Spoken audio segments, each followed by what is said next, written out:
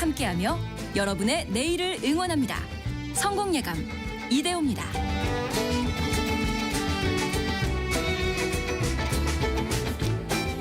성공예감 이대호입니다. 2부의 문이 열렸습니다. 4월 11일 금요일 오전 10시 5분 오늘도 함께해 주셔서 감사드립니다. 김다란 님이 택시 타면서 기사님께 틀어달라고 요청했습니다. 성공예감 이대호입니다. 이렇게 외쳐주셨네요. 근데 아까 1부 때 보내주셨는데 지금 내리셨을 것 같은데. 그래서 김다란 님은 내리셨지만 택시 기사님들은 계속해서 채널 고정. 감사합니다. 경제상식 퀴즈 정답도 알려드려야죠. 정답은 마이너스입니다. 마이너스. 이게 사실 뭐 역성장한다. 이런 좀 안 좋은 쪽으로 우리가 마이너스를 갖다 붙이게 되는데요. 또 급히 필요할 때는 마이너스 통장을 또 이용하기도 하고요. 마이너스가 아니라 다들 이제 마이다스가 되시길 바라면서 2130님은 제가 기계치라 집안에 물건만 만졌다고 하면 고장낸다고 신랑이 넌 마이너스의 손이야 라고 부릅니다.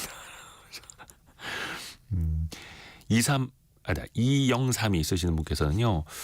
직원분들 월급을 주다 보니까 저는 마이너스 통장에서 계속 생활비를 꺼내게 되네요. 이렇게 보내주셨고요. 아이고. 강정남님은 우리 남편 정장 주머니에서 통장 잔고가 마이너스 500만 원 찍혀있는 통장 나온 걸 보고 주식하다가 날렸다고 하는데 몰랐으면 좋았을 텐데 알아서 이젠 같이 갚아야 해요. 에휴 이렇게 보내셨네요. 또 6619님은 우리 집 아빠 가족 몰래 마이너스 통장 만들어서 쓰고 있으니 참 속상하네요. 정답은 마이너스입니다. 이렇게 보내주셨고요. 아이고 그러게요. 다들 이런 이유 저런 이유로 마이너스 통장 쓰고 계시는데 좀 플러스가 되는 날이 빨리 오길 바랍니다. 김예원님은 점점 출산율이 마이너스로 되어가지 않게 넷째 출산을 앞두고 있어요. 라고 보내주셨어요. 우와, 넷째. 오 대단하십니다. 김예원님. 애국자십니다. 저는 3명밖에 못 낳았는데. 계속해서 추첨을 통해서 저희가 20분께 매일 20분께 커피 쿠폰을 보내드리고요. 또 그 밖에 다양한 선물도 있으니까요. 여러분의 실시간 의견도 계속 보내주십시오. 짧은 문자 50원 긴 문자 100원이 드는 샵 9730 또 KBS 콩 열려 있고요. 증시 상황 오늘은 좋지 않습니다. 롤러코스터가 밤사이엔 좀 내려왔죠. 나스닥이 4.3%나 다시 또 빠졌고 우리 코스피는 1.7% 내린 2401 2400선에 턱걸이하고 있고요. 코스닥은 681로 0.1%만 빠지는 거의 보합선에 있습니다. 오히려 코스닥이 더 잘 버티고 있고요. 이 시각 현재 일본의 니케이는 5% 이상 급락하고 있습니다. 오히려 중국, 홍콩, 일본, 대만 시장에 비해서는 우리 시장이 오히려 더 안정적인 흐름을 최근에는 보이고 있고요. 원달러 환율이 1448원대, 1448원대를 보여주고 있네요. 네. 여러분 혹시 그거 안 해보셨습니까? 챗GPT로 내 사진을 지브리 스튜디오 스타일로 바꿔줘. 요즘에 거의 카카오톡도 보면은 프로필 사진 그걸로 바꾸신 분들 정말 많거든요. 그 뭐 저작권 문제는 저희가 원탁의 기자들 K에서도 이야기를 나눴었는데 이번에는 그걸 만드는 이 생성형 AI에서 빠질 수 없는 GPU라는 기술에 대해서 배워보겠습니다. 이분한테 들어야 가장 재밌고 쉽죠. 뿌리 깊은 제조업 시간 숭실사이버대 환경안전공학과 교수이자 SF 소설가인 곽재식 작가와 함께합니다. 안녕하세요. 안녕하세요. 곽재식입니다. 제가 문자를 아까 보내주신 분을 잃어버렸네요. 2015님 2015 쓰시는 분께서 모르는 게 없는 곽 작가님 제 주민번호도 알고 계실 것 같아요. 그건 모르시겠죠? 네, 전혀 모릅니다. 네, 질문하면 뭐든지 다 나오다 보니까 일단 우리가 요즘에 AI 시대 GPU 정말 많이 듣습니다. 네. 옛날에는 그래픽 처리 장치라고 불렀잖아요. 네. 이게 정확히 어떻게 쓰이는 겁니까? 지금도 사실은 GPU라는 말의 이 약자 뜻을 풀이해 보면 그래픽스 프로세싱 유닛이기 때문에 그래픽 처리 장치라고 풀이가 됩니다. 네. 그래서 이거 약자 뜻만 풀이한다고 해가지고 어디에 많이 쓰는지 잘 알 수 없는 대표적인 제품 부품 중에 하나가 이 바로 GPU입니다. 지금도 주요 용도는 그래픽스 그러니까 컴퓨터의 화면을 이렇게 좀 아름답고 예쁘게 뿌려주는데 꾸며주는데 나오게 해주는데 컴퓨터에 제일 중요한 역할을 하는 장치로도 여전히 사용되고 있고요. 네. 그런데 그 용도가 좀 확대돼 가지고 처음에는 컴퓨터 그래픽스, 3차원 그래픽스, 컴퓨터 게임할 때 나오는 그런 화면 이런 거를 잘 만들어주는 부품이 GPU였는데 네. 요즘에는 이거를 인공지능 관련된 계산을 할 때 쓰면 좋다라고 해가지고 인공지능의 핵심 부품으로 요즘 좀 떠오르게 된 거죠. 이 GPU라는 말이 나오게 된 이 배경 상황을 보면 좀 이게 재밌는 게 네. 원래는 이 GPU라는 제품에 대해서 옛날부터 크게 사람들이 많이 주목을 하지는 않았거든요. 90년대 초중반까지만 해도 그냥 컴퓨터에서 이 그래픽스 화면을 뭐 꾸며주는 부품, 화면을 잘 나오게 해주는 부품이라고 하면 뭐 그래픽 카드, 네. 비디오 카드라고 해가지고 맞아, 컴퓨터에 비디오 카드. 예, 컴퓨터에 꽂아 넣는 그런 길다란 판때기 모양의 그 전체 제품을 많이 생각을 했고 네. 그래서 뭐 우리 집 브랜드 뭐 그래픽 카드는 뭐 흑백으로 나온다. 우리 집 그래픽 카드는 뭐 256색으로 나온다. 컬러로 나온다. 뭐 이런 이야기 하던 게 한 90년대 초중반까지의 상황이었고 네. 그때만 하더라도 그 그래픽 카드에 들어가는 핵심 반도체 부품인 GPU라는 거를 사람들이 그다지 신경 쓰지 않았습니다. 네. 그건 그래픽 만드는 회사에서 뭐 적당히 좋은 걸 잘 알아서 끼웠겠지라고만 생각을 했거든요.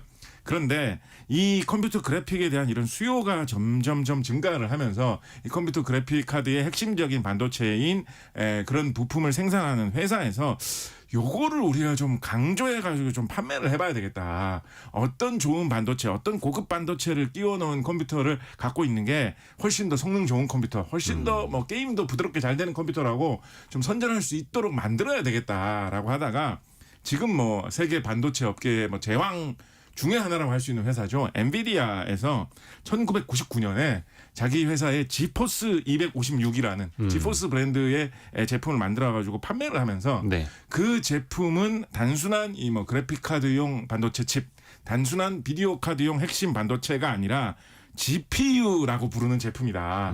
라고 약간 이름을 지어 가지고 그런 관념을 만들어 가지고 1999년에 마케팅을 좀 이렇게 크게 했습니다. 그때부터 이제 비디오 카드가 아니라 네. 이거는 그래픽 프로세서 유닛이다. 네, 이게 약간 좀 라임을 이용한 건데요. 이게 무슨 래퍼들도 아닌데 왜 이렇게 라임을 이용하나 싶은데 옛날부터 컴퓨터에서는 CPU라는 부품이 제일 중요하다라는 게 사람들의 그렇죠. 기본적인 인식이었거든요. 두뇌 같은 역할. CPU 컴퓨터의 모든 뭐 계산, 판단, 제어를 하는 센트럴 프로세싱 유닛, 중앙 처리 장치라는 게 제일 중요하다라고 생각을 했거든요. 네. 그래서 우리가 옛날에 이제 컴퓨터 얘기하면서 말하는 뭐 우리 컴퓨터는 286이다. 우리 컴퓨터는 386이다. 우리 컴퓨터는 뭐 8비트다. 우리 컴퓨터는 16비트다. 이런 게 다 CPU의 이름 내지는 방식을 뜻하는 말이거든요. 인텔이 만들어 놓은 것들. 386, 486 이런 거는 이제 CPU의 이름이고 16비트, 예. 32비트라는 건 CPU의 방식이거든요. 네네. 그래서 옛날부터 CPU가 제일 중요하기 때문에 우리 집 컴퓨터가 뭔지 얘기할 때는 CPU가 뭔지를 이야기하는 게 관습일 정도로 사람들이 컴퓨터의 맞아요. 핵심을 CPU라고 생각하고 있었습니다. 어릴 적만 해도 386 PC 샀다. 486 사들면 난리가 났었죠. 우와 막 이러면서. 예. 그 컴퓨터 핵심이었는데 엔비디아에서 비디오 카드가 컴퓨터에서 그냥 이렇게 딸려 들어가는 보조적인 부품이 아니다. 네. 이것도 CPU만큼 중요하다. 이런 느낌을 주기 위해서 이제 GPU라고 하는 CPU하고 라임이 딱 맞죠. 우리 제품은 그냥 비디오 카드, 그래픽 카드용 부품이 아니라 CPU하고 동급인 그래픽스 프로세싱 유닛 GPU다라는 식으로 이름을 붙여가지고 판매를 했는데 이게 상당히 성공을 거뒀습니다. 이름을 잘 지은 거네요. 그렇습니다. 이거 이름 지은 거 말씀하시니까 그때 당시 나오는 그 상품명 제품명은 지포스 256이라는 이 제품이었거든요. 네네네. 그러니까 이 세계 최초의 GPU가 지포스 256이라고도 할 수 있는데 네네네. 요 브랜드도 상당히 오래 가가지고 지금까지도 좀 내려오고 있는 게 이 지포스라는 브랜드도 재밌게 붙인 게 이게 뭐 스펠링 알파벳은 다릅니다만 이 지포스가 우리나라에서는 그 독수리 오형제라고 하는 애니메이션 있지 않습니까? 그 일본에서는 원래 가차맨이라고 하던 건데 네네네. 가차맨 좀 뭐 발음도 이상하잖아요. 좀 뭔가 독수리 오용제 훨씬 낫죠. 네, 독수리 오형제 맞잖아요. 네. 근데 가차맨이라는 게 일본 원래 원어가 좀 이상해가지고 이게 미국에서 방영됐을 때는 요거를 G-Force라고 불렀습니다. 그러니까 우리 뭐 KBS에서도 요즘에 독수리 오형제를 부탁해라는 뭐 연속 드라마 하고 있습니다만 네, 드라마. 여기 좀 사람들한테 뭔가 추억을 불러 일으키는 지금 정감 어린 그런 명칭이면서도 남녀노소에게 좀 호소할 수 있고 어떻게 보면 그러면서 좀 강인한 느낌도 드는 그런 게 약간 독수리 오형제 아니겠습니까? 그죠. 그 느낌을 살려가지고 미국의 엔비디아에서는 G-Force라는 거를 따와가지고 스펠링은 이제 살짝 바꿔서 스펠링은 다르지만 네. 사람들이 그 뉘앙스를 느낄 수 있게 그렇게 해서 제품명을 만들어서 판매를 했는데 상당히 성공을 거두었고 브랜딩을 잘했네요. 엔비디아가. 그다음부터 지포스 시리즈 뭐 그다음에 GPU라고 하면서 만들어내는 제품 시리즈를 계속 내놨는데 엔비디아 장사가 잘 되면서 이 말이 이제 정식 용어로 자리 잡게 된 거죠. 있고요. 근데 이게 어떻게 하다가 인공지능 쪽으로 넘어왔냐면 이 GPU 그러니까 이 당시에 사용하던 이 그래픽 프로세싱 그래픽 처리 장치의 좀 기능 중에 하나로 어떤 게 있었냐면 네. CPU라는 것은 그냥 컴퓨터의 제일 중앙이 되는 처리 장치는 당연히 이제 복잡한 여러 가지 계산을 빠르게 처리할수록 성능이 뛰어나지 않겠습니까? 네. 그런데 이제 컴퓨터 그래픽을 처리를 할 때는 우리 이제 3차원 컴퓨터 그래픽 뭐 이런 거 어떻게 만드는지 이런 거 나오는 영상 같은 거 보면 3차원 컴퓨터 그래픽에 뭐 사람도 나오고 동물도 나오고 게임 같은 데서는 괴물도 나옵니다만 네. 중간에 처리 과정을 보면 약간 사람이나 괴물이나 동물의 모습을 뭔가 이렇게 철망 같은 모양으로 선으로 이렇게 뼈대 같은 것만 막 표시해가지고 만든 모양으로 이렇게 한번 한 다음에 네네네. 그걸 뭐 부드럽게 컴퓨터가 처리를 하면 약간 곡선 모양으로 바뀌면서 네네네. 이렇게 음영도 들어가면 진짜처럼 보이고 이런 식으로 계산을 해가지고 3차원 컴퓨터 그래픽을 만들어내잖아요. 그래서 3차원 컴퓨터 그래픽은 항상 무수히 많은 선과 면의 조합으로 여러 가지 이런 부드러운 곡면, 부드러운 그런 모습들을 만들어내거든요. 그러니까 그 선 하나하나에 처리를 하는 게 그렇게 복잡한 계산은 아니지만 너무나 많은 숫자를 해야 되기 때문에 손이 많이 가는. 그렇죠. 동시에 여러 개를 하면 할수록 더 유리한 그런 문제가 컴퓨터 그래픽 처리입니다. 그러니까 이걸 좀 어떤 식으로 비유해 보면 좋냐면 우리가 수학 문제를 푸는데 나는 그냥 더하기 빼기 곱하기 나누기 정도밖에 계산을 할 수 없는 실력인데 네. 내 실력의 100만 배 정도 어려운 문제를 누가 출제했다. 네, 못하죠, 이러면 그럼. 되게 하기 어렵겠죠. 네. 누구한테 해달라고 부탁을 하려고 해도 내 실력의 100만 배 어려운 수학 문제라고 하면 뭐 세계에서 수학을 제일 잘하는 사람, 뭐 허준이 교수님 같은 사람 이런 사람을 섭외해가지고 겨우겨우 풀어달라고 해야지 풀 수 있을 텐데 만약에 문제가 그런 식으로 수준이 100만 배 높은 게 아니라 네네네. 그냥 내가 풀 수 있는 뭐 더하기 빼기 수준의 계산인데 문제 개수가 100만 개가 나왔다라고 하면 그것도 내가 풀긴 너무 힘들겠죠. 그렇죠, 그렇죠. 그렇지만 이런 문제 같은 경우에는 나하고 수준이 비슷한 뭐 중고등학생 한 10,000명 정도 이렇게 고용을 해가지고 네. 쫙 나눠줘가지고 풀라라고 하면 충분히 풀 수 있겠죠. 한 번에 그렇다면. 한 문제씩 그렇죠. 빡빡빡. 네, 그렇게 동시에 여러 명한테 나눠줘서 풀라고 하면 쉽게 풀 수 있겠죠. 네. 이런 것을 이제 동시에 나눠줘서 병렬로 처리한다라고 해서 뭐 병렬 처리, 패러럴 프로세싱이라고 하는데 컴퓨터 그래픽 처리는 이런 식으로 해야 되는 것들이 많았습니다. 그런데 그렇게 해가지고 90년대에 GPU라는 제품이 계속 개발되고 있었는데 2000년대 들어온 이후에 인공지능 프로그램을 만들어서 사용을 하다 보니까 인공지능 방식 중에서 우리가 흔히 이 딥러닝이라고 하는 요즘 유행하는 방식 그거에 기반이 되는 인공신경망 방식 같은 경우에 바로 이렇게 병렬 처리, 쉬운 문제를 동시에 여러 개를 많이 진행을 시키면 빨리 처리가 될 수 있는 그런 문제들이 많아가지고 네. 원래는 그래픽 처리용으로 원래는 게임을 부드럽게 나오게 하는 용도로 개발된 그런 부품이었던 GPU가 요즘에는 컴퓨터 그래픽이 아닌 인공지능의 핵심 부품으로 사용이 되는 그런 좀 놀라운 변화가 일어난 거죠. 그러니까 그 AI를 학습시키고 또 추론해서 뭔가 답을 얻어내는데 그래픽을 만들어내는 방식과 똑같더라. 비슷하더라. 이러면서 이제 또 대박이 나는 거고요. 한 10여 년 전쯤에 엔비디아가 GPU에 대한 기술을 이해시킬 때 어떤 컨퍼런스에서 대형 캔버스에다가 물감 수백 수천 개를 한 방에 써서 모나리자 그림을 한 방에 그려버린 거. 그게 또 엄청나게 또 화제가 됐었죠. 그런 느낌이죠. 어허, 좋습니다. 요즘에 우리 청취자분들도 많이 하셨을 것 같은데 카톡 프로필 사진에다가 그 하울의 움직이는 성 이런 거 그린 그 지브리 스튜디오 있지 않습니까? 네네. 그 지브리풍 사진으로 올려놓는 게 또 엄청 유행입니다. 그래서 저희도 하나 만들어놨거든요. 곽재식 작가님 사진을 지브리풍으로 만들어줘라고 해서 챗GPT한테 만들어서 저희가 유튜브 화면으로 지금 띄워드렸습니다. 유튜브나 KBS 콩으로 보실 수 있을 텐데 어디 마음에 드십니까? 얼굴이 좀 더 커지는군요. 원래부터 얼굴이 좀 큰 편인데. 이거 어떻게 코멘트를 해야 되지? 노코멘트를 하겠습니다. 만화에서는 좀 얼굴이 크게 나오기 마련이니까요. 그렇죠. 이렇게 또 더 귀엽게 나왔습니다. 네. 더 인상 좋게 나왔습니다. 근데 이게 이렇게 뭔가 이미지 하나 생성되는데 GPU가 과연 얼마나 필요할까? 이게 계산이 될까요? 일단은 GPU가 꼭 아주 많이 있어야 되는 경우는 그 생성할 수 있는 그 프로그램을 만드는데 개발하는데 GPU가 일단 꼭 많이 필요하게 됩니다. 네. 어떤 정해진 시간 내에 충분히 많은 자료를 학습을 해가지고 여러 가지 과정을 거쳐서 이제 학습이 완료되었으니까 누가 어떤 사진을 던져주면서 변형을 해달라고 해도 변형을 해줄 수 있겠다. 그렇게 개발하고 만드는데 일단 GPU가 대거 필요합니다. 대체로 우리가 많이 접하고 있는 챗GPT 같은 경우에 요즘 많이 쓰고 있는 GPT-4 같은 경우에 요거를 개발하는데 아마 개수로 따지면 10,000개 단위의 GPU가 필요했을 것이다라고 이야기를 하고 있습니다. 한 2만 개에서 3만 개 사이 정도는 최소한 필요하지 않았을까? 그게 동시에 이야기를 하고 돌아가야 있습니다. 된다. 그렇습니다. 예, 그래서 뭐 보통 이제 컴퓨터 한 대에 GPU를 하나를 꼽거든요. 네. 그러니까 이 컴퓨터 일반적인 사람들이 사용할 수 있는 컴퓨터 2만 대, 3만 대 정도에 들어가는 GPU를 모아가지고 그거를 이제 총 동원해서 GPT-4라는 이 프로그램을 만들었다라고 볼 수가 있겠죠. 그게 순간적으로 같이 돌아가야 된다. 그렇죠. 나를 위해서. 예, 뭐 그거보다 좀 적게 써가지고 천천히 돌리는 방법도 있는데 뭐 그렇게 하면 아무래도 개발하는데 시간이 더 오래 걸리겠죠. 그럼 이제 경쟁에서 좀 뒤처지게 될 테니까 요 정도 만 단위로는 사용하고 있다라고 이야기를 하고 있습니다. 이게 어떻게 보면 생각해 보면 이런 것도 뭐라고 해야 될까요? 규모의 경제라고 할까요? 투자의 싸움이라고 해야 될까요? 옛날에는 뭐 어떤 좋은 첨단 기술 제품을 개발을 하려면 뛰어난 연구원을 뭐 많이 모아가지고 어떻게 해본다라고 생각을 할 수 있었는데 연구원을 뭐 10,000명, 20,000명을 모아가지고 어떻게 한다라는 건 사실 상상하기 어렵지 않습니까? 네. 그러니까 되게 핵심적인 일을 할 수 있는 연구원은 뭐 수십 명, 수백 명 정도인데 그거를 현실화해 줄 수 있는 이 어떻게 보면 컴퓨터의 두뇌라고 할 수 있는 GPU는 우리가 돈은 있으니까 2만 개, 3만 개 막 써보자라는 약간 이런 흐름으로 세계의 주요 대형 인공지능 기업들은 좀 돌아가고 있는 느낌이죠. 이렇게 막 개발해 놓은 것을 사용하기 위해서는 그러니까 우리가 내 사진을 변형해줘라고 하면 그게 이제 미국에 가가지고 실제로 컴퓨터가 돌아가가지고 GPU들이 움직여서 변형을 해가지고 나오는 과정에서는 한 몇 개 정도가 필요를 하느냐.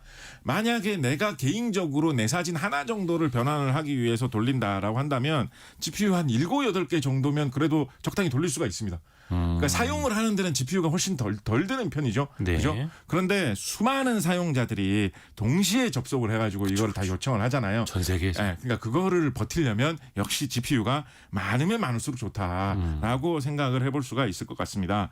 GPT-4 이 가동하고 있는 이 오픈 AI 같은 경우에는 전 세계 이용자가 한 1억 명에서 2억 명 사이 아니냐라고 이야기되고 있거든요. 네. 특히 최근에 이 뭐 이미지, 이 그림 변환한 이 유행이 불었을 때는 정말로 이용자가 폭발적으로 증가를 해가지고 정말 이용자가 많이 증가할 때는 한 시간에 이용자가 100만 명 증가한 적도 있다라고 이야기를 하거든요. 한 시간에. 네. 한 시간에 가입자가 100만 명이 늘었다라고 하면 그 사람들 다 가입한 다음에 이거 하려고 가입했을 거 아니에요. 그렇죠, 그렇죠. 그러니까 다 막 100만 개씩 이미지를 변환해 달라 이런 요청을 이제 했을 거라는 순간적으로. 예, 그러면 뭐 이거를 처리를 하려면 굉장히 많은 숫자의 GPU가 필요할 거다라고 생각을 해볼 수가 있겠죠. 그만큼 돈이 필요할 거고. 그렇습니다. 그렇죠. 오픈 AI 같은 경우에 그래서 금년에 텍사스 에빌린이라는 곳에 이 에빌린 참 뭐 아무것도 없는 곳이고 뭐 그래서 좀 텅 빈 곳이라 가지고 그렇지만 뭐 사람은 어느 정도 삽니다만 원래는 뭐 미군에서 뭐 미사일 기지 같은 거 만들고 이런 약간 외딴 곳이었는데 네. 여기에 이제 뭐 땅값도 싸고 전기 요금도 텍사스가 뭐 좋다라고 하고 이래가지고 대형 이런 데이터 센터 이 GPU들을 많이 갖고 있는 그런 기지를 건설하겠다라고 해가지고 아마 조만간 한 5만 개 정도 GPU를 갖고 있는 뭐 그런 곳을 데이터 센터를. 세우겠다라고 하고 있고 연내에 한 10만 개까지 여기다가 GPU를 심어 놓겠다라는 이야기까지도 보도가 되고 있거든요. 그러니까 GPU를 굉장히 뭐 만 단위, 10만 단위로 막 사용하고 있는 세상이고 지금보다도 약간 더 규모가 작았다라고 하는 재작년 2023년 같은 경우에 이 GPU를 제일 많이 파는 1위 업체로 유명한 엔비디아에서 이런 인공지능 데이터 센터, 인공지능 기업용 용도로 대체로 GPU가 한 해 동안 한 300만 개 정도 출하된 것 같다라고 이야기를 했었거든요. 그러니까 세계 각국의 이런 인공지능 기업들이 수십만 개의 GPU를 사가지고 사용하고 있는 그런 형국이 요즘 세상인 것 같습니다. 엄청나게 또 확보하려고 다들 이제 그 GPU 확보 경쟁을 벌이는 거고요. 근데 그러다 보니까 지금 우리도 이 지브리 스타일 사진을 또 만들어봤고 많은 분들이 또 쓰고 계시다 보니까 얼마 전에 오픈 AI 샘 올트먼이 그런 이야기를 SNS에 올렸잖아요. 너무 많은 사람들이 이미지 변환해보고 있어서 GPU가 지금 녹아내리고 있다. 물론 이게 뭐 아이스크림처럼 녹아내리는 건 아니겠습니다만 네. 좀 중의적인 표현이었어요. 네, 요거는 어떻게 보면 좀 뭐랄까요, 엄살? 뭐 이 엄살? 정도로 지금 요즘 인기가 폭발적으로 올라가고 있다라는 걸 좀 드러내는 이야기이고요. 약간의 마케팅. 네, 그렇습니다. 실제로 GPU가 녹아내릴 정도로 돌리지는 않습니다. 그 전에 이제 기능 작동이 멈추기 때문에 그렇게 돌릴 수는 없는데 요즘에 한 서너 개 이상 영상 아니다. 이미지 만들어 달라고 하면은 2분 후에 시도하세요. 뭐 한 4분 뒤에 만납시다. 15분 뒤에 시도하세요. 이렇게 나오더라고요. 그렇게 좀 기다리게 하면 또 되기 때문에 네. 그 진짜 녹아내리지는 않는데요. 근데 이제 어떤 얘기를 한 것이냐면 GPU가 작동을 할 때 열이 굉장히 많이 발생을 하거든요. 그래서 이런 GPU를 이용하는 인공지능 작업을 할 때 전기가 굉장히 많이 든다라고 해가지고 앞으로 인공지능이 많이 발전할수록 발전소, 뭐 배전망 이런 거를 꼭 확충을 해야 되는 게 나라 인프라의 경쟁력이다. 뭐 이런 이야기도 요즘 많이 나오고 있는데 전기가 많이 들어가는 것 중에 어떤 것이 굉장히 많은 비중을 차지하냐면 이렇게 GPU 같은 부품에서 열이 날 때 그거를 식혀주는 냉각에 말하자면 뭐 에어컨 같은 거, 선풍기 같은 거 그거를 작동을 해가지고 이 온도를 낮춰주는데 전기가 좀 많이 소모가 그렇죠. 됩니다. 막 이런 거 없이 그냥 GPU를 가동한다라고 하면 진짜 잠깐 사이에 온도가 한 80도, 90도까지는 올라갑니다. 거기에서 뭐 대체로 제일 대중적으로 많이 쓰는 방법은 흔히 이제 쿨러라고 하는 쿨링 팬이라고 하는 조그만한 선풍기를 갖다 붙여가지고 쉼없이 돌리는 거죠. 왜 컴퓨터 뒤에 다들 달려 있는 거죠? 그렇죠. 컴퓨터 뒤에도 달려 있고 컴퓨터를 열어보면 이 부품 반도체 위에도 요즘 하나씩 다 붙어 있죠. CPU 위에도 붙어 있죠. 네, 그래서 이제 컴퓨터를 키면 이제 우웅 하는 그런 소리가 나고 컴퓨터를 좀 복잡한 일을 시키거나 뭐 컴퓨터 게임을 하다가 갑자기 눈앞에 적이 좀 많이 나타났다. 그렇게 하면 이제 그걸 처리하는데 컴퓨터가 좀 많이 일을 해야 되니까 그럴 때 소리가 좀 높아지는 맞아요, 거를 맞아요. 들으시는 분들 많이 계실 거예요. 팬 돌아가는 하면서. 소리가 정말 커지죠. 그게 바로 이제 열이 많이 나기 때문에 열을 열심히 식히기 위해서 이 선풍기를 많이 돌려야 되기 때문에 그런 전기 소모가 많다라는 것인데요. 이게 8, 90도까지는 온도가 쉽게 올라가기 때문에 거기서 온도가 더 높아지면 일단은 그 내부의 반도체 반도체 회로 자체가 제대로 작동을 하지 않게 돼가지고 컴퓨터가 뭐 멎는다든가 꺼진다든가 이런 일이 일어나게 되고요. 더 만약에 온도가 계속 올라가게 된다면 진짜 내부가 녹아내릴 수도 있긴 있거든요. 약간 이제 처음에는 버벅버벅대다가 그렇죠. 나중에는 아이가 멈춰버릴 수 있는 그렇죠. 거죠. 그래서 이걸 열심히 식혀줘야지 그런 일이 안 일어나고 최소한 뭐 5, 60도, 6, 70도 이하로 유지를 하면서 컴퓨터를 쭉 사용을 할 수가 있게 되는 것입니다. 그렇다 보니까 이게 별거 아닌 것 같지만 이 컴퓨터에서 나오는 이 열을 어떻게 줄일 것인가 이게 나름대로 굉장히 좀 싸움이 치열한 또 여러 가지 기술 개발도 많이 되고 있는 분야거든요. 네. 전통적으로 많이 사용하는 게 아까 말씀드렸듯이 조그마한 선풍기를 열심히 돌리는 방법인데요. 요거 같은 경우에 한때는 이 우리나라 회사에서 굉장히 좀 잘했던 적이 있습니다.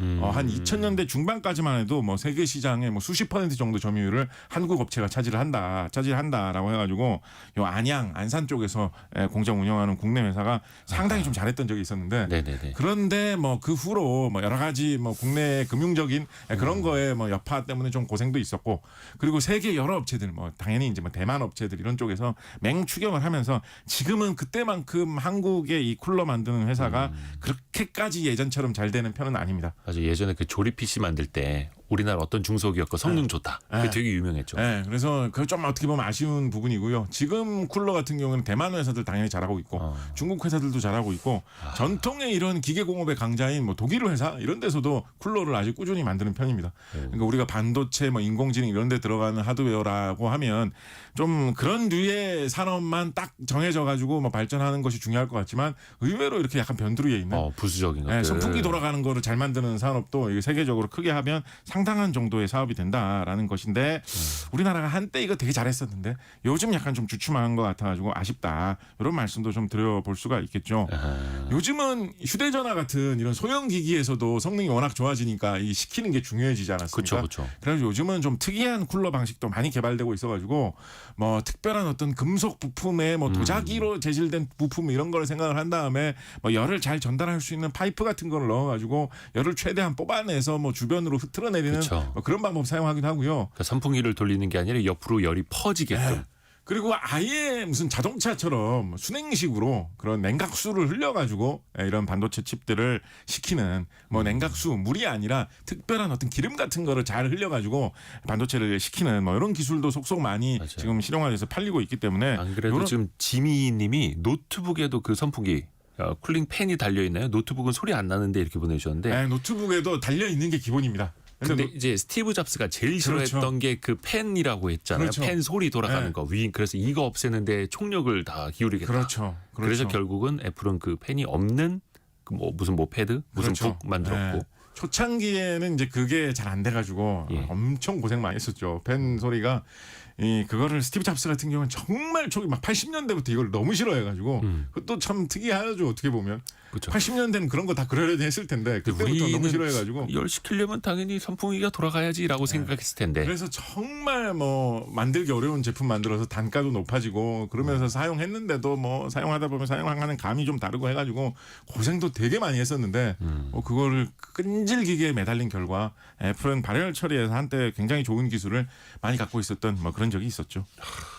우리가 또 다시 이제 GPU 이야기로 돌아가서 사실 이게 GPU가 아까 말씀하신 것처럼 초창기에는 별로 주목을 못 받다가 AI 시대가 되면서 한꺼번에 또 주목을 받고 있고 훨씬 더 또 많이 쓰일 수밖에 없는 거고요. 앞으로도. 그렇습니다. 이거 좀 과거로 좀 돌아가서 이야기를 해보면 90년대 초중반까지만 해도 이런 GPU 같은 부품은 그냥 뭐 게임하는 사람들이나 좀 중시하지. 그리고 뭐 그거 뭐 다 칼라면 비슷한 거 아니야라고 해서 별로 이렇게 크게 관심을 안 갖고 있었는데 네. 90년대 중반 들어서 솔직히 말하면 이거는 게임 업계에서 좀 움직인 이런 효과가 되게 컸었는데요. 게임 업계에서 90년대 중반에 일반적인 컴퓨터 그래픽이 아니라 3차원 컴퓨터 그래픽이 되게 유행을 하게 됩니다. 네. 그 전까지는 그냥 뭐 옛날 뭐 이렇게 오락실에 가서 하는 게임 보면 3차원 그래픽이 옛날엔 별로 없었잖아요. 그렇죠. 90년대 중반에 예를 들면 이거는 뭐 세미 3차원입니다만 혹시 기억나는 분 계십니까? 지금까지도 명작으로 유명한 뭐 둠 뭐 이런 게임이 등장하면서 그쵸. 3차원 컴퓨터 그래픽이 대세다. 1인칭 총싸움.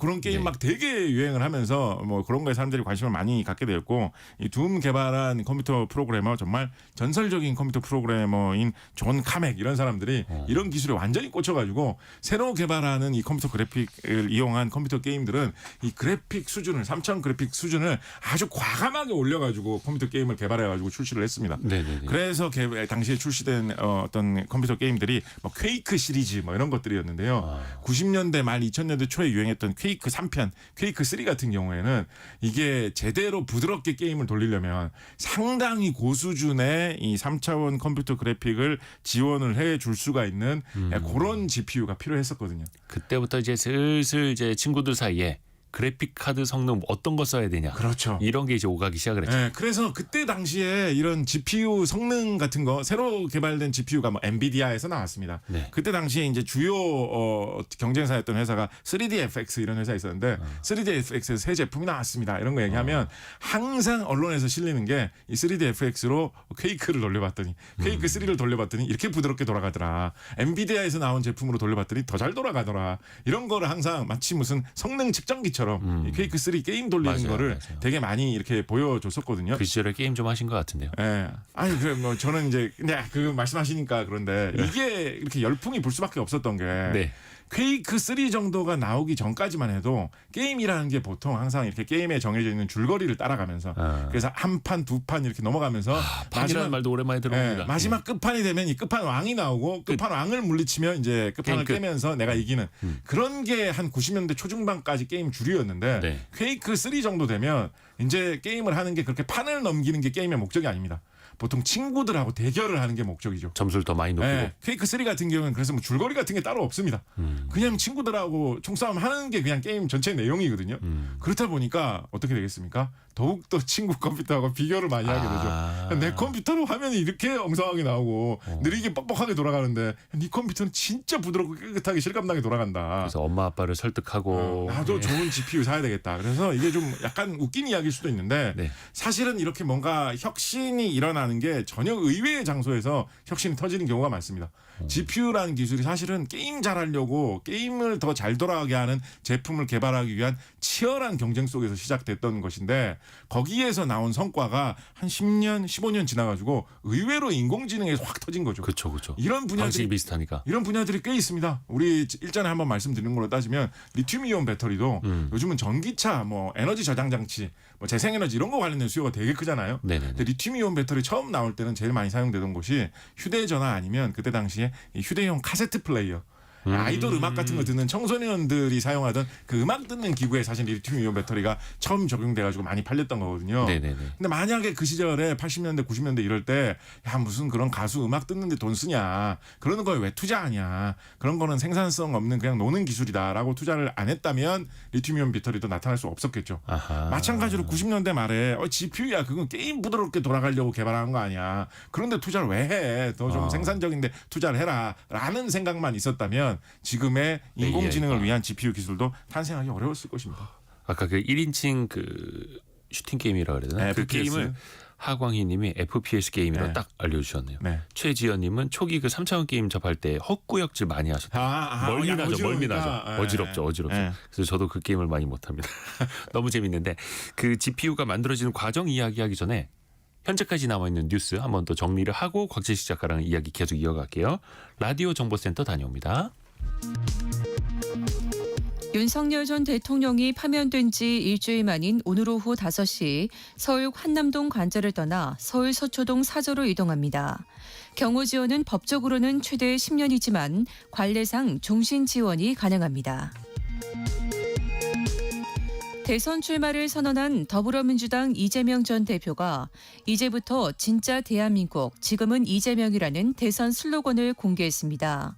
국민의힘은 AI 산업 강화를 위한 대선 공약 비전을 발표했습니다.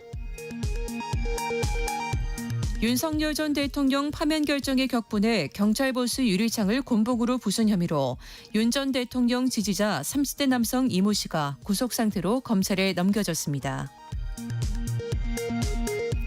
우리나라의 제주 4.3 기록물과 산림 녹화 기록물이 유네스코 세계유산으로 등재됐습니다. 제주 4.3 기록물은 제주 4.3으로 발생한 대규모 민간인 학살에 대한 피해자 진술과 진상규명, 화해 과정에 대한 기록으로 인권의 중요성과 제주 도민들의 화해와 상생정신의 세계사적 의미를 인정받았습니다. 지금까지 라디오 정보센터 뉴스 정한나였습니다. 뿌리 깊은 제조업 시간 이어갑니다. 곽재식 작가와 이야기 이어가고 있고요.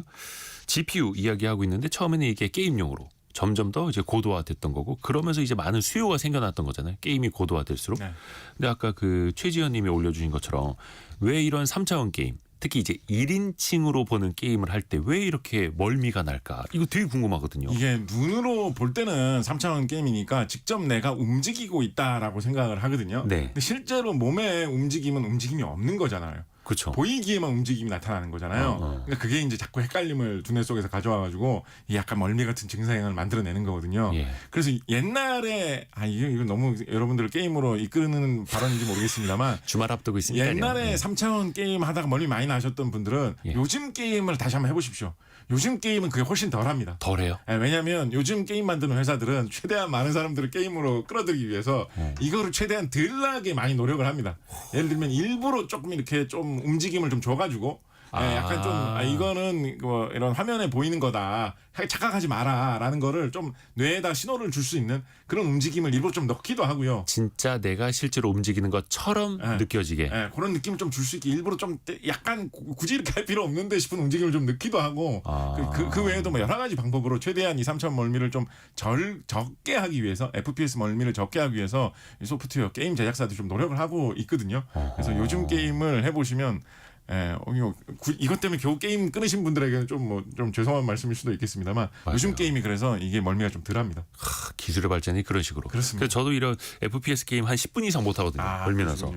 다시 한번 오랜만에 시도를 좀 해봐야겠네. 근데 이게 결국은 좋은 GPU가 있기 때문에 돌아가는 거고 그렇습니다. AI 시대도 좋은 GPU 덕분에 열리게 된 건데 GPU는 그럼 이게 어떻게 만들어지는 거예요? 이 GPU가 생산되는 과정이 정말 이게 재밌는 게 네. 아까 세계 최고의 GPU 회사 1인자 엔비디아다라고 네. 말씀드리지 않았습니까? 젠슨 황이 창업한 엔비디아이고 세계 2위의 회사가 이제 AMD라는 회사죠. 리사 수 회장님이 정말 개인적으로도 많은 인기를 어떤 추종자 같은 걸 거느리시고 있지 않나 싶은 여성 기업인이자 연구원 개발자 출신의 기업인인 리사 수 박사님이 이끌고 계신 AMD가 세계 2위 회사인데 네. 엔비디아, AMD 1위, 2위 GPU 회사라고 하는 이 회사 두 개의 가장 큰 특징이 뭐냐면 오늘 뭐 제목이 뿌리 깊은 제조업입니다만 이 두 개의 회사가 제조를 하지 않습니다. 그렇죠.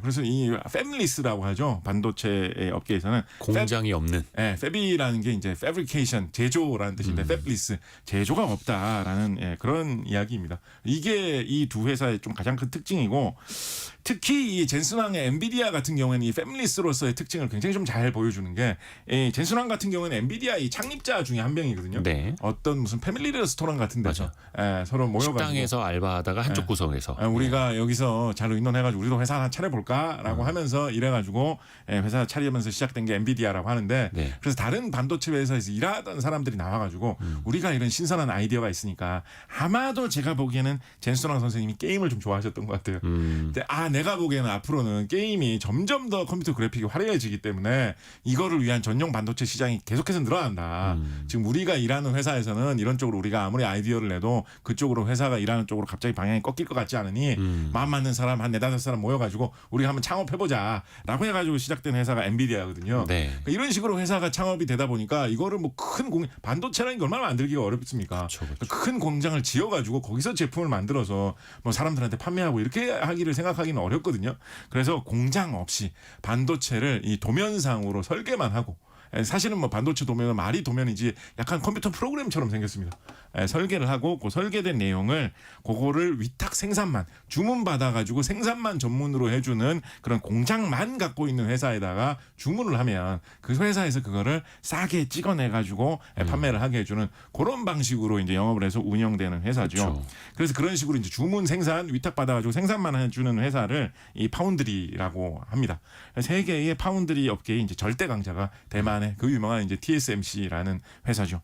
이 TSMC 창립자 이 모리스 창이라는 사람이 이 중국 이름으로는 우리나라식 한자로 읽으면 이 장충모고 짱중모라는 네. 발음을 하는 이름인데 이분도 지금 대만에서 활동하시는 분이고 젠슨황 이분도 대만에서 태어나셔가지고 미국으로 건너가가지고 성장을 하신 분이고 아까 말씀드린 이 AMD의 리사수도.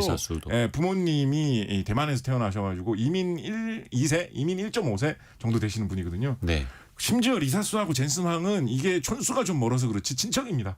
외가 쪽으로 촌수를 잘 따져보면 한 6, 7촌 뭐 그 정도 될 거예요. 그러니까 이게 아주 먼 친척이다라는 보도가 나왔었는데 처음에 젠슨황이 부인했더라고요. 우리 먼 친척 아니다. 근데 또 나중에 보도 나온 게 젠슨황도 잘 몰랐다. 너무 멀어서 나도 몰랐던 먼 친척이더라 그러더라고요. 그래서 근데 막 그렇게 멀지도 않습니다. 그래요? 아마도 뭐 두 분이 외가 쪽으로 연결돼 있어가지고 성은 다릅니다만 한국에서 옛날의 식으로 따지면 약간 동성 동봉 그 정도 거리가 되는. 뭐 5천, 6천 뭐 그 정도.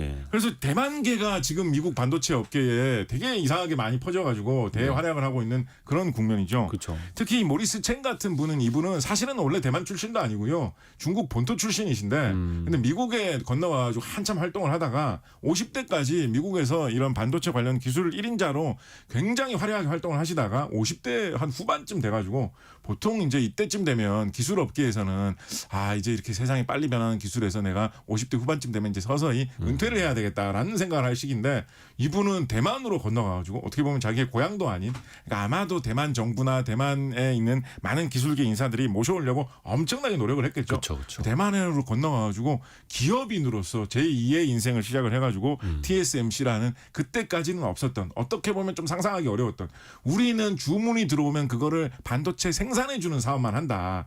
많은 사람들이 그때 당시만 해도 좀 의문을 품었었겠죠. 네. 아니 그런 식으로 자기 자체 제품이 아니라 주문 생산만 하는 걸로 어떻게 큰 사업이 되겠느냐. 이거 그냥 조그맣게 하다가 많은 거 아니야 라고 의구심을 품었던 사람들도 많았을 텐데 아마도 이 모리스 챙 이분이 미국의 반도체 업계의 최전선을 가만히 보면서 보니까 젠슨황 같은 이런 다른 반도체 회사에서 일하다가 그때 당시 미국의 실리콘밸리의 특유의 창업 분위기를 타고 5명, 6명, 3명, 4명의 아이디어가 뛰어난 젊은이들이 과감하게 회사를 벗어나가지고 아주 특이하고 신기한 제품들을 반도체로 개발하려는 그런 사람들이 미국에서 계속 나오는 것 같다. 그래서 이 사람들하고 손을 잡고 싸게 생산해 줄 수 있는 회사를 만들어낸다면 크게 성공할 수 있을 거다라고 생각을 해가지고 이 파운드리 업체를 대만에서 키웠는데 이게 꾸준히 서서히 계속해서 성장을 해나가면서 발전을 해나가더니 미국에서 이 파운드리의 짝이 되는 생산을 안 하고 설계만 하는 팹리스 회사가 대성을 하는 거하고 딱 같이 박자가 맞아가지고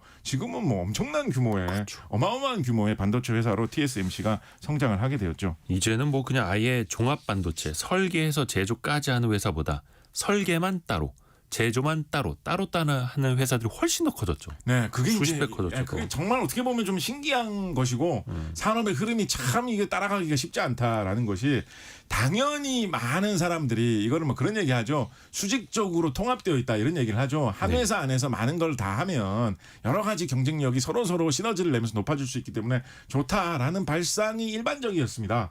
인텔 같은 회사, 뭐 우리나라의 삼성전자 같은 회사도 다 그런 발상으로 운영되던 회사죠. 심지어 AMD 같은 경우에는 AMD의 창업자인 이분도 이제 전설적인 이 반도체 기술인 반도체 경영자로 이름 높은 사람인데 제리 샌더스라는 사람이 이 반도체 업계에서 남긴 명언으로 한때 회자되던 말인데 네. Real men have fabs 이런 말을 남긴 적이 있습니다. Real men have fabs. 약간 이 사람 좀 카우보이 기질이 있는 이런 분이신데요. 진짜 사나이라면 fabs 공장이 있어야 된다. 남자 뭐 만들어야지, 진짜 제조해야지. 사나이라면 공장이 있어야 된다라고 공장에서 해가지고 쿵쾅쿵쾅 해야지. 네, 네. 팹리스라든가 파운드리라든가 이런 게 막 출연할 때 저런 거는 자잘한 사업이야. 저렇게 해가지고 진정한 회사의 경쟁력을 가지기 쉽지 않다라는 그런 거죠. 어떻게 보면 과거에는 교훈이 될 수 있었던 이야기거든요. 너 컴퓨터 앞에서 뭐 하고 있냐? 네. 뭐. 그런데 이분이 AMD 창업자인데 그런데 AMD를 정말로 세계적인 기업으로 도약시킨 이 리사수 회장님 같은 분은 팹리스 시절에 오히려 리얼맨은 팹이 있어야 된다고 했는데 팹리스 시절에 회사를 도약시킨 거거든요. 근데 가만히 살펴보면 리사수 이분은 여성이거든요. 여성이니까. 그러니까 이 교훈하고는 좀 벗어난 거죠. 그래서 더 성공한. 우리 반지의 제왕에 보면 그런 장면이 있거든요. 예. 어떤 뭐 이상한 마법사 왕 같은 사람이 어떤 사나이도 나를 이길 수는 없다라고 하면서 막 싸우는데 에오윈이라는 여성 기사가 나타나가지고 딱 물리치고 나는 사나이가 아니다라고 하는 그런 장면이 반지의 제왕 3편인가에서 보면 되게 똑같네요. 명장면으로 나오는데 리사수가 등장을 해가지고 AMD를 세계적인 팹리스 기업으로서 성장시킨 그런 배경에도 약간 좀 이런 느낌이 있는 것 같습니다. 그래서 이 GPU 제조는 이렇게 팹리스 형태로 이루어지는 경우가 많다 보니까 우리나라는 팹리스가 좀 있느냐, 잘 하느냐, 뭐 이런 거에 대해서도 좀 의문이 많고요.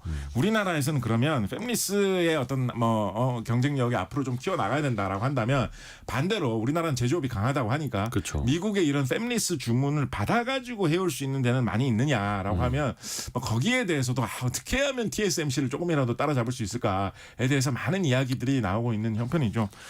우리나라 뭐 반도체 1위 업체 뭐 요즘에는 뭐 하이닉스하고 같이 뭐 2위, 1, 2위를 다투는 업체라고 서로 얘기합니다만 두 회사 전부 다 나름대로 두 회사 내지는 두 회사의 계열사들 전부 다 이 파운드리도 좀 해보자라고 해가지고 얼마 전에 뭐 파운드리의 이제 F 발음을 좀 더 강조하자 뭐 이런 유의 뉴스도 뭐 나오고 했었죠. 그래서 그런 것이 계속 관심사로 많이 나오고 있는 형편이고. 그 삼성에서도 파운드리 이제 한글로 쓰지 말고 영어로 써라. 뭐 이게 또 화제가 됐었는데. 그만큼 초점을 맞추고 있는 형편이고. 쉽지 않죠. GPU 쪽으로 많이 하는 편은 아닙니다만 우리나라에도 전통적으로 파운드리를 좀 열심히 하는 업체들이 또 좀 있습니다. 이런 쪽 업체 말고도 예를 들어서 뭐 부천이나 충청북도 음성 이쪽에 공장이 있는 DB 하이텍 뭐 이런 데나 아니면 SK 파운드리 같은 경우에는 이제 청주에 공장이 있죠. 청주 이거 가보시면 재밌는 게 SK 파운드리 보면 이 주변에 보면 무슨 화장품, 치약 공장 뭐 이런 거 있고 화학회사 쪽 공장이 막 있는데 그 바로 건너편에 갑자기 SK 파운드리라는 이 반도체 파운드리 하는 공장이 있거든요. 처음 가보면 이게 왜 별로 이렇게 관계없는 공장이 옆에 있는 것 같지 생각하기가 쉬운데 여기 사실은 IMF 이전으로 거슬러 올라가 보면 여기 이제 LG 반도체의 공장이 있었던 게 쭉 내려오는 거죠. 그래서 LG 생활건강이라든가 이런 화장품, 치약 이런 거 만드는 공장 옆에 LG 반도체 공장이 있던 흔적이 지금 청주에 남아 있는데 그것이 파운드리 공장의 형태로 지금은 좀 이어지고 있어가지고 거기 가보시면 공장에 길 건너 사이에 두고 그렇게 두 공장이 있는 모습이 좀 재밌기도 하고 그렇습니다. 그러네요.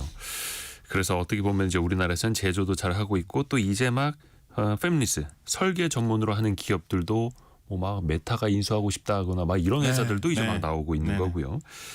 이거 역시 미세 공정이 중요합니까? 네, 그렇습니다. 이거 뭐 GPU 같은 경우에는 아까 동시에 여러 개의 계산을 하는 게 중요하다라는 말씀을 드리지 않았습니까? 그래서 동시에 계산을 할 수 있는 코어라고 하죠. 그런 내부 구조들이 이 GPU 칩 안에 많이 자리 잡고 있습니다.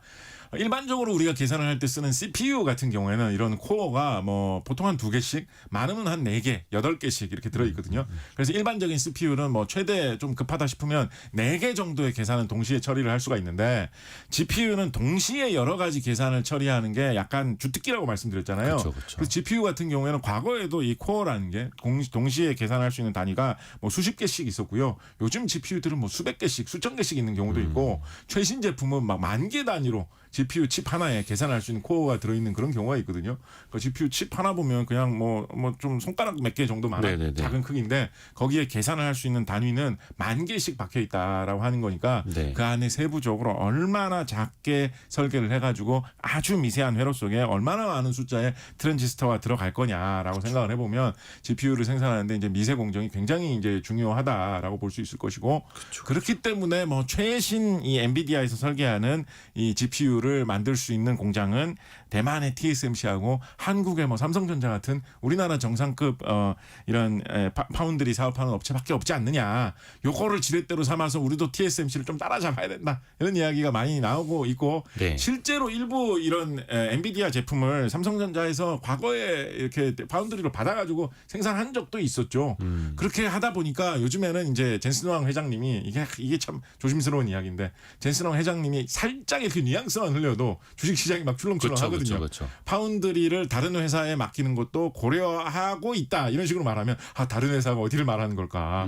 다른 회사에 맡기는 걸 고려한다는 게 얼마나 맡기는 걸 고려한다는 걸까? 뭐 이런 이야기가 무수히 쏟아지면서 갑자기 그것 때문에 주가가 막 출렁출렁하는 이런 것도 많이 보여주고 있는데 그만큼 이 분야의 시장이 좀 급변하고 있고 또 그만큼 수요도 이 인공지능의 수요가 늘어나면서 계속해서 늘어날 걸로 전망이 되기 때문에 이런저런 사람들의 관심이 많이 쏠리고 있는 것 같습니다. TSMC랑 삼성전자는 그 파운드리 분야에서 점유율 격차가 더 벌어지고 있고 또 뒤에서는 인텔이나 일본의 뭐 라피더스 이런 데들도 쫓아오고 있고 네. 정말 치열합니다. 정말 치열해요.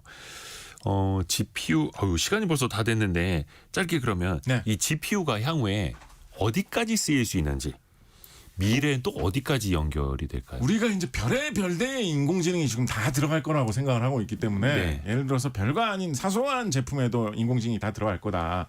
당연히 뭐 로봇 청소기 이런 데는 다 들어올 거고 나중에는 뭐 식기세척기 뭐 토스터 이런 데도 인공지능이 다 들어오지 않겠느냐라는 생각까지 하고 있거든요. 그러면 GPU 같은 부품의 수요는 더 늘어날 거다라고 이야기를 하고 있죠. 네. 그러다 보니까 GPU는 원래 그래픽을 이용하기 위해서 개발된 부품이니까 그래픽 기능은 빼고 인공지능 기능만 전담할 수 있는 GPU 비슷한 거를 만들자라고 해서 뉴럴 프로세싱 유닛 NPU라는 NPU. 거를 해보면 좋지 않느냐라는 이야기도 많이 나오고 있는데 네. 이것도 앞으로 어떻게 될지 잘 될지 좀 지켜보면 재밌을 것 같습니다. 3759님이 곽재식 작가님은 이것저것 다 나오는 도라에몽 같아요. 라고. 챗 GPT도 못 따라옵니다. 아, 감사합니다. 곽재식 작가였습니다. 고맙습니다. 감사합니다. 감사합니다. 벌써 마칠 시간인데요. 내일은 주말판 별책 부록이 나가는 날이죠.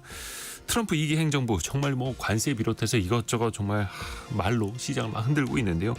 백악관 출입 기자가 직접 쓴 책 트럼프 청구서라는 책을 같이 읽어보시죠. 전 미국의 소리 박형주 기자와 함께합니다. KBS 1라디오 그리고 또 유튜브에서도 동시에 만나실 수 있습니다. 성공의 감은 오늘도 여러분을 응원합니다.